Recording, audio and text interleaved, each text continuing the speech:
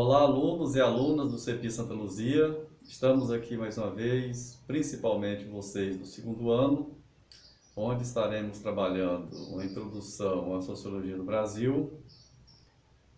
Iremos abordar aqui rapidamente, devido ao tema ser muito extenso, então nós iremos fazer um resumo para que vocês tenham uma compreensão melhor do surgimento da sociologia no Brasil. Desde a chegada em 1500 dos primeiros europeus a estas terras, denominada posteriormente Brasil, a cultura que aqui se estabeleceu e produziu era importada e influenciada da Europa. Por outro lado, ordens religiosas praticamente detinham o monopólio cultural no Brasil colonial. Esse panorama durou muito tempo. Contudo, a partir do século XVIII, período da mineração do Brasil, essa colônia portuguesa começou a dar alguns sinais de mudanças sociais. O ciclo de mineração impulsionou a economia e fez surgir novas ocupações. Nessa época, com o surgimento barroco, elaboram-se as primeiras manifestações artísticas nacionais, ainda que tímidas. Contudo, culturalmente, a colônia ainda estava alienada a Portugal e, consequentemente, a cultura europeia.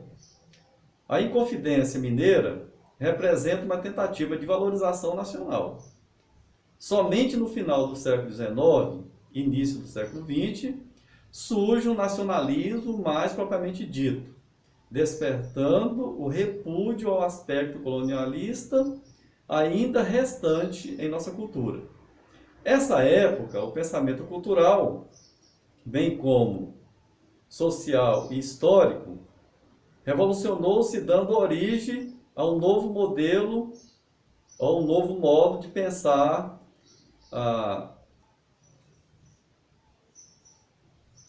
os diversos acontecimentos das primeiras décadas do século XX. Representam transformações cultural e a visão nacionalista no qual o país mergulhou. Nesse período, fundou-se o Partido Comunista do Brasil. Surgiram movimentos revolucionários como o tenitismo e a Coluna Prestes.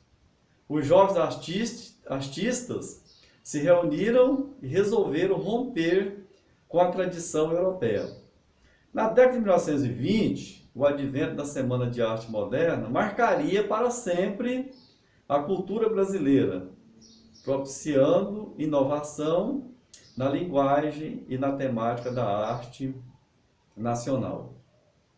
A Semana da Arte Moderna foi um evento cultural ocorrido na cidade de São Paulo, no Teatro Municipal de São Paulo, entre os dias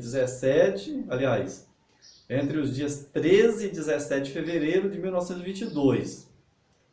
Foi aberta com a conferência A Emoção Estética da Arte Moderna, do escritor Graça Aranha.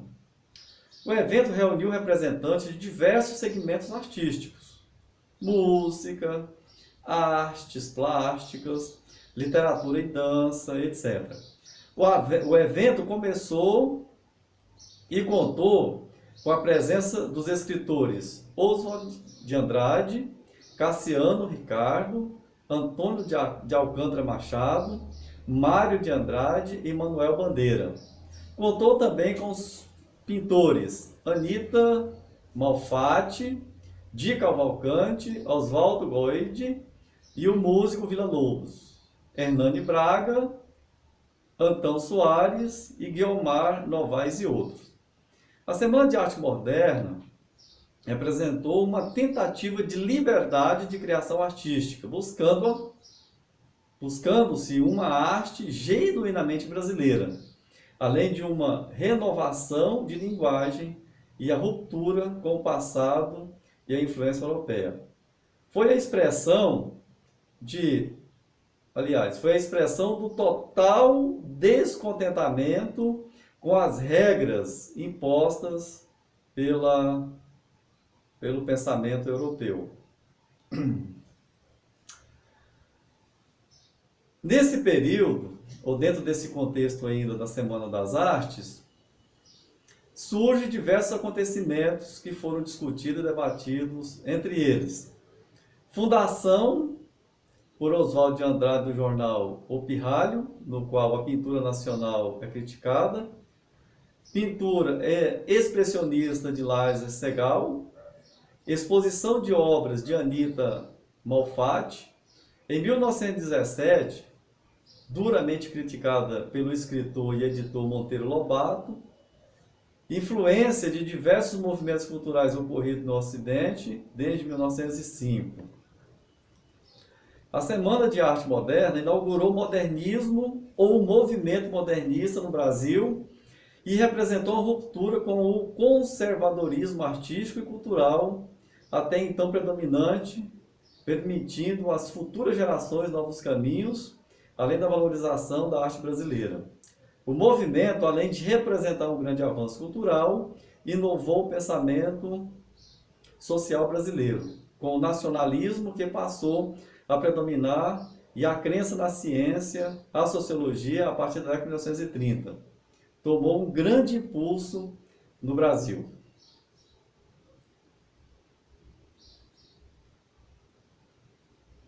A geração de 1930 é um marco transformador na história brasileira, no campo político e também nas artes e produção intelectual. A geração intelectual de 1930 buscou descobrir o Brasil real, opondo-se ao Brasil colonizado.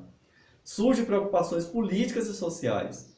O nacionalismo passa a girar em torno de uma comoção em unir as desiguais camadas sociais. Na literatura surgem alguns dos nomes mais relevantes do romance brasileiro, refletindo o momento histórico e as mudanças vividas pelo Brasil. Entre eles estão Raquel de Queiroz, José Lins do Rego, Graciano Ramos, Jorge Amado, Érico Veríssimo. São alguns dos autores que produzem romances repletos de denúncias sociais, representativos da realidade brasileira e das desigualdades que o povo vivenciava. Nessa época surgem também notáveis intelectuais, pensando já a sociologia no Brasil, entre eles Sérgio Buarque de Holanda, Caio Prado Júnior, Gilberto Freire, entre outros. A seguir, uma breve descrição da vida e obra de alguns dos intelectuais brasileiros de grande relevância para o desenvolvimento da sociologia no Brasil, que estará no próximo vídeo que eu estarei gravando. Obrigado.